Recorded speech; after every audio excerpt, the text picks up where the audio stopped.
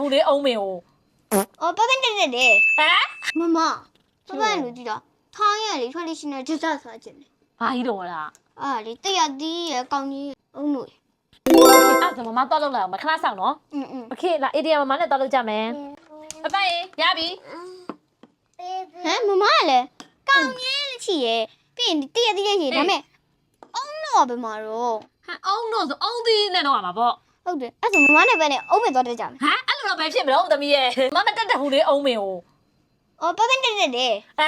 ပပရေအဲ့လိုအလုံးရှုံနေတာငါတော့ငါပဲဝယ်စားလိုက်တော့မယ်အေး ။အဲ့ဆိုလည်းပြီးရောလေပပမကြွေးနော် ကျွေးမယ်ရော့ဒီမှာပပရပြီ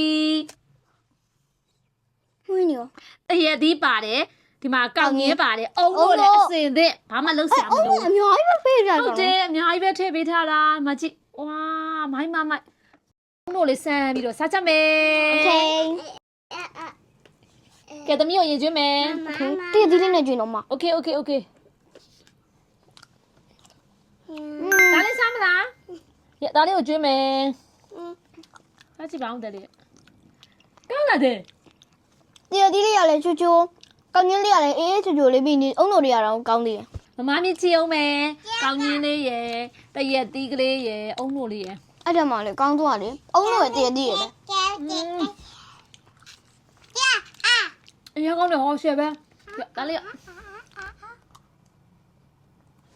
ဒီနွေရာဒီနေ့အလိုက်ဖက်ဆုံးပဲဘာလို့လဲဆိုတော့သူကတရက်သီးပေါ်တဲ့အချိန်ရယ်ရာသီဥတုပူပူမှာအေးအေးလေးစားရတာတော်တော်ကောင်းတယ်ရှယ်ပဲ